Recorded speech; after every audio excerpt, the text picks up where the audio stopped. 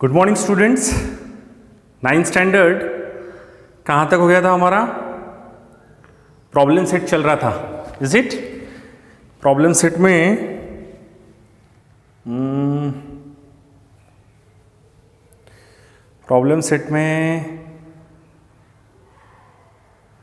Question number 3 तक हो गया था। प्रॉब्लम सेट कौन सा चल रहा था हमारा? प्रॉब्लम सेट 1, और प्रॉब्लम सेट 1 में का 3 क्वेश्चन हो गए थे, 4th क्वेश्चन चल रहा था, है ना? So read the 4th question. 70 trees are planted by the Parth. Parth ने 70 ट्री प्लांट किया। 90 trees were planted by Pragya.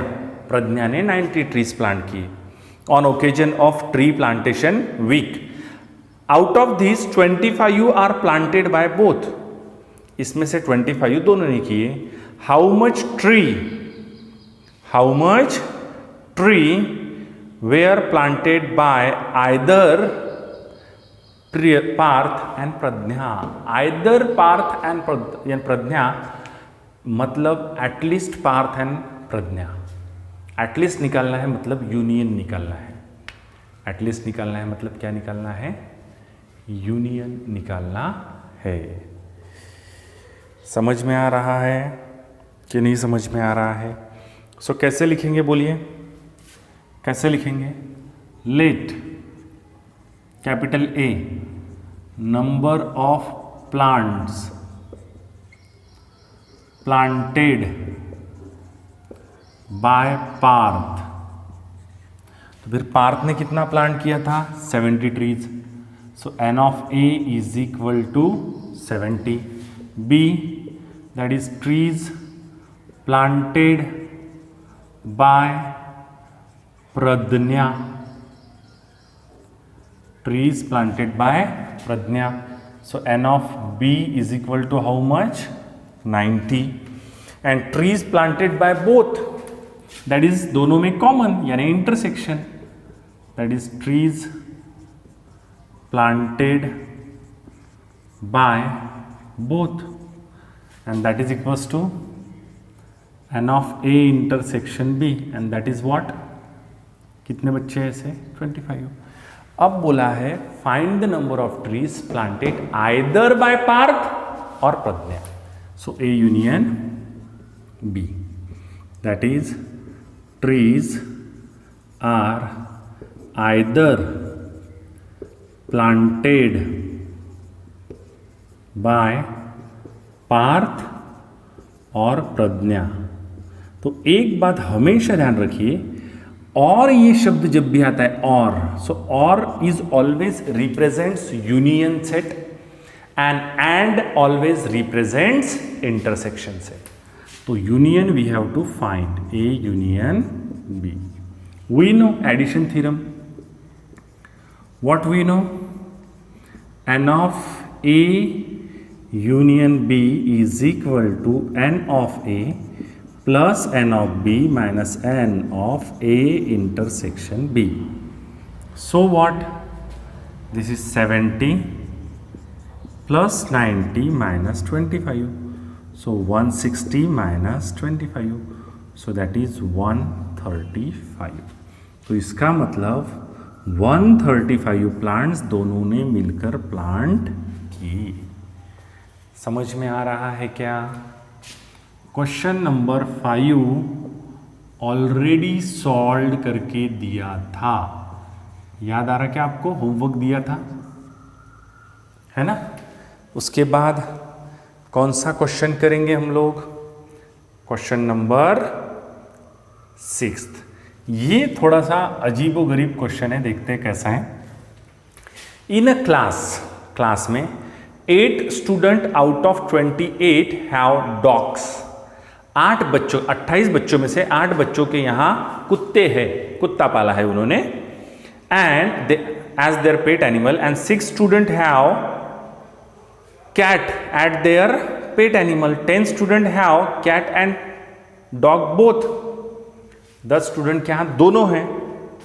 So how many student do not have any dog और cat as their pet animal. अब देखिए both अगर बोला है, both के यहाँ कितने 10, तो 8 स्टूडेंट के यहाँ डॉग है और 6 स्टूडेंट के यहाँ कैट है, तो उनके यहाँ ये जो 10 हम बोला है दोनों के, ये 10 फिर कॉमन नहीं होगा क्योंकि 6 में 10 थोड़ी आएगा और ना ही 8 में 10 आने वाला है। तो इसका मतलब वो जो 8 स्टूडेंट के यहाँ डॉग है वो सिर्फ डॉग वाले ही स्टूडेंट है, उसमें कैट वाले स्टूडेंट नहीं है।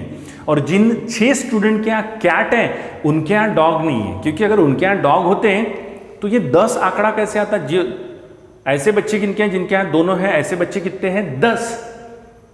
तो ये 8 बच्चे में 10 नंबर नहीं आ रहा ना, 10 अंदर उसके आता नहीं है, 10 उसके अंदर आना चाहिए था, 8 के अंदर। मतलब नंबर ऑफ स्टूडेंट जिनके यहाँ डॉग है वो फिर 10 से बड़े होने चाहिए थे, 10 से छोटे, मतलब वो सिर्फ डॉग वाले, उसमें कैट नहीं है। So let student D, student have dogs only as their pet animal. सिर्फ क्या है? डॉग ही है। सो बराबर है, एन ऑफ डी कितना हो गया, या फिर सिंपली डी। अब मुझे एक बात बताओ, डी हो गया कैट, स्टूडेंट हैव, बोलिए, student have cats only as their pet animal. तो ऐसे बच्चे 8 हैं, ऐसे बच्चे 6 हैं, और 10 students have both dog and cats as their pet animal. तो एन ऑफ डी अगर मुझे निकालना है, जैसे यहां पे जो था इसमें बोथ वाले आए थे, तो बोथ वाले रहते ही इसमें, तो एन ऑफ डी निकालना है, तो ये 8 सिर्फ और ये बोथ वाले 10, तो ऐसे 18 बच्चे हैं जिनके यहाँ डॉग है। एन ऑफ सी 6 थे और ये 10 कैट वाले, कितने हो गए? 16, ये हो गया N of C.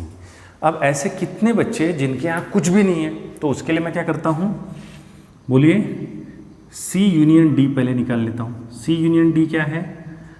Student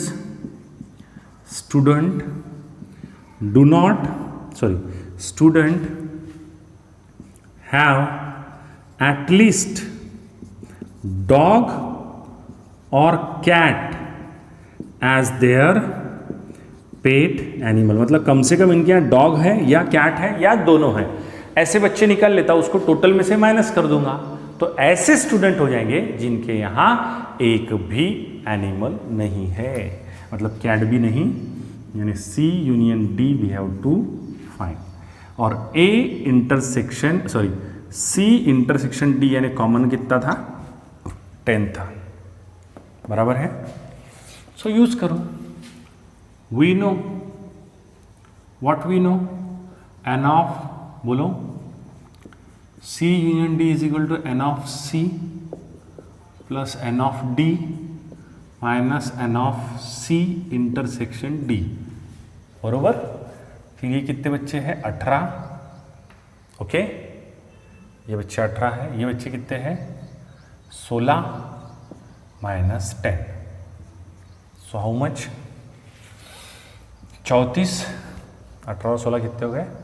34 minus 10, 14 बच्चे ऐसे हैं, 14 बच्चे ऐसे जिनके यहाँ कुछ न कुछ तो है। किसी के यहाँ डॉग है, किसी के यहाँ कैट है, और किसी के यहाँ, बोलो, किसी के यहाँ दोनों है। अब number of student, correct, do not have any animal as their pet animals and that is equals to total कितने बच्चे थे? टोटल कितने बच्चे थे? 28 थे। 28 में से 18 के यहाँ कुछ न कुछ है, 14 के यहाँ, सो कितने बचे? 14 स्टूडेंट ऐसे हैं जिनके यहाँ कोई भी एनिमल नहीं है। नेक्स्ट, अब ये वेन डायग्राम से बताना है। किससे बताना है? वेन डायग्राम से। क्वेश्चन कौन सा है? 7 में का फर्स्ट। देखिए ए और बी दोनों में कॉमन क्या है? 4। तो इसमें यूनिवर्सल सेट नहीं है तो ये निकाल लिया ए, और दोनों में कॉमन है इसलिए कॉमन रीजन निकाल लेंगे। करेक्ट? ये ए है, ये बी है, दोनों का कॉमन पहले लिख लो। बीच में कॉमन कौन है? 4। तो ए में क्या है? 3, 4, 5, 7 आ गए ए में, और बी में कौन है? 1, 4, 8। सेकेंड, पहले क्वेश्चन लिख लेना याद से। सेकेंड में कॉमन क्या है? ई है और बी है, ई और बी, तो लगभग सेम डायग्राम रहेगी, same diagram, but common region जो है पी और क्यू का, उसमें रहेगा ई और बी। ठीक है? A C F. अब देखिए A B C E F, correct? और क्यू में L M N E B. That's all. Next diagram क्या है? एक मिनट, नेक्स्ट क्वेश्चन लेते हैं। इसका स्क्रीनशॉट ले लीजिए। चलिए आगे का देखिए। मैंने क्या बताया था? कौन सा क्वेश्चन? क्वेश्चन नंबर 7 का थर्ड। अब x में क्या दिया हुआ है कि x is prime number between 80 to 100। तो देख लीजिए कौन से प्राइम नंबर है 80 to 100, वो निकाल लीजिए। ठीक है? सेट में लिख लीजिए। आगे क्या बोला है? y इज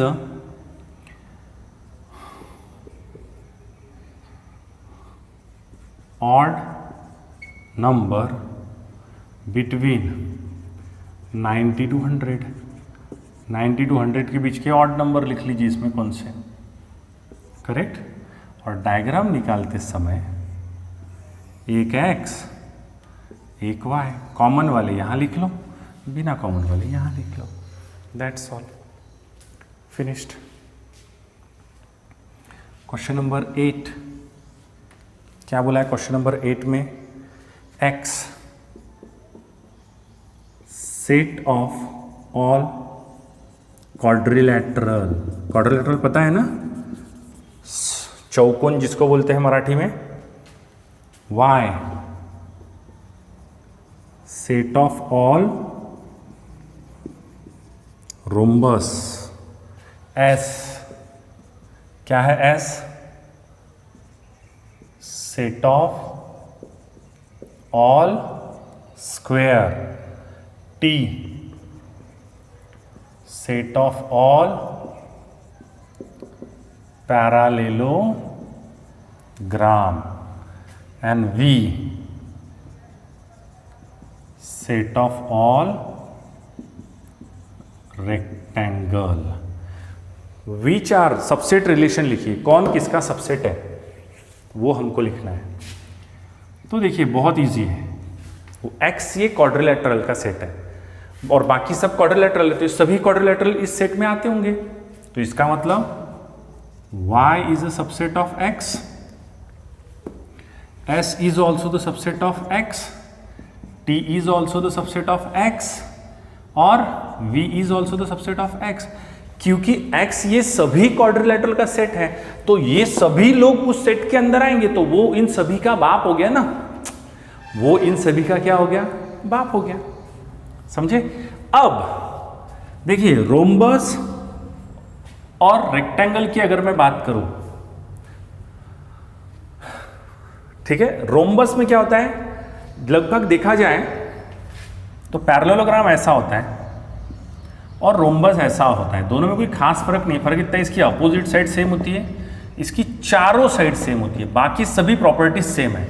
तो अगर आप देखेंगे तो इस पैरेललोग्राम की सभी प्रॉपर्टी इसमें है, लेकिन इसकी सभी प्रॉपर्टी इसमें नहीं है। पैरेललोग्राम की प्रॉपर्टी अपोजिट साइड सेम होती है, इसमें अपोजिट साइड सेम है, लेकिन ऑल साइड सेम होती है, इसमें ऑल साइड सेम नहीं है। मतलब पैरेललोग्राम की सभी प्रॉपर्टी ये रोम्बस में आती है। इसका मतलब कौन किसका सबसेट हो गया, पैरेललोग्राम ये रोम्बस का सबसेट हो गया कि रोम्बस है पैरेललोग्राम का। पैरेललोग्राम के पास जो है वो पूरा का पूरा रोम्बस में आता है, क्योंकि पैरेललोग्राम की सभी प्रॉपर्टीज रोम्बस में होती है। Opposite sides are congruent, opposite angles are congruent, diagonals are bisector. ऊपर से रोम्बस के पास थोड़ा ज्यादा है, all sides are equal, diagonals are perpendicular bisector. तो इसका मतलब पैरेललोग्राम की सभी प्रॉपर्टी रोम्बस में आती है। इसका मतलब T is a subset of S, समझे। और इन दोनों की सभी प्रॉपर्टी, इसकी पैरेललोग्राम की प्रॉपर्टी रेक्टेंगल में आती है, opposite sides are same, opposite angles are same, 90 है तो डायगोनल्स आर बाइसेक्टर। इसका मतलब ये रोम्बस जो है वो इसका भी सबसेट, सॉरी पैरेललोग्राम जो है वो इसका भी सबसेट हो गया। Is that clear. हाँ, रेक्टेंगल और स्क्वायर में ये रेक्टेंगल जो है, रेक्टेंगल की सभी प्रॉपर्टी स्क्वायर में आती है, रेक्टेंगल की सभी प्रॉपर्टी स्क्वायर में आती है। हाँ, रोम्बस की भी सभी प्रॉपर्टी रेक्टेंगल में आती है। तो रोम्बस यानी कौन, y, so y is also the subset of v। और इन तीनों की प्रॉपर्टी ये स्क्वायर में आती है। तो इसका मतलब y is a subset of s, t is a subset of s, वो तो मैं लिख चुका हूं, v is also the subset of s। इसके लिए देखो बेटा, ये क्वेश्चन समझने के लिए आपको ये समझना पड़ेगा कि रेक्टेंगल कैसा होता है, रोम्बस कैसा होता है, स्क्वायर कैसा होता है, सभी की प्रॉपर्टीज क्या है। तब आपको समझ में आएगा कि किसकी प्रॉपर्टी किसके अंदर अच्छे तरीके से आ रही है। उसके बाद question number 9, okay, last question, क्योंकि क्वेश्चन नंबर 10 और 11 वी हैव ऑलरेडी सॉल्व्ड। मैंने आपको होमवर्क दिया था, अगर आपको याद होगा तो।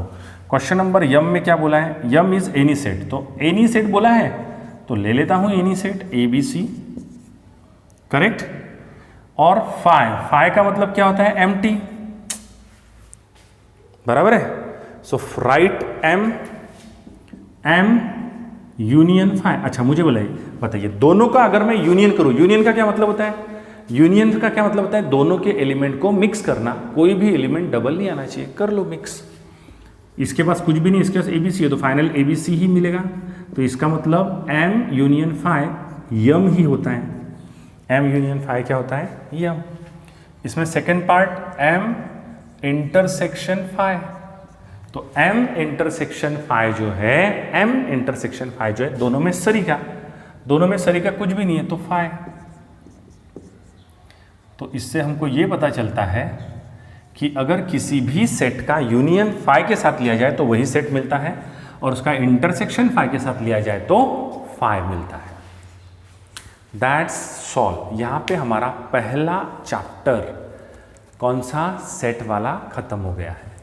पूरे चैप्टर की रिवीजन कीजिए, होमवर्क प्रॉपर तरीके से कीजिए, और अगर कोई भी परेशानी हो तो बताइए, मुझे पूछिए।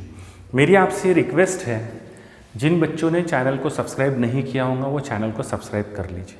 एक बात और बता दूं, आप ये लिंक किसी और को अगर भेजेंगे तो आपको क्लास में से निकाल दिया जाएगा। जब मेरे को मंथली रिपोर्ट आती है यूट्यूब से तो उसमें पता चल जाता है किसने किसको सेंड किया है करके, तो मैं उस बच्चे के पेरेंट्स से ही बाद में बात करूँगा ये सब चीज़ें करने के लिए, और उस बच्चे को क्लास से निकाल भी दूंगा। अब मेरी रिक्वेस्ट ये कि आपके अगर कुछ फ्रेंड हैं जो इंटरेस्टेड है क्लास लगाने के लिए 9वीं के 10वीं के, तो उनको आप मेरा व्हाट्सएप नंबर दीजिए और मुझसे बात करने के लिए बोलिए। मैं उनको 2-4 दिन के क्लास करवा कर अगर समझता है तो ग्रुप में ऐड कर देंगे, वो क्लास कंटिन्यू कर सकते हैं। इतनी मदद मुझे आपसे चाहिए। और जिन बच्चों को अभी वीडियो सेंड किया गया है, बेटा आपके 7-8 तारीख तक फर्स्ट इंस्टॉलमेंट आ जानी चाहिए। आपके पेरेंट्स को फ़ोन करने को बोलिए। आप लोग मेरे फ़ोन की रास्ता देखते हैं क्योंकि पेमेंट की ज़रूरत मुझे है तो मुझे ही फ़ोन करना पड़ता है। आप अपने पेरेंट्स को बोलिए, खुद से फ़ोन करके पेमेंट की बात करेंगे और हम डिसाइड कर लेंगे किस एड्रेस पे आकर पेमेंट लेना है, मैं वहाँ आकर पेमेंट ले लूँगा। ठीक है। So here first chapter set is completely over.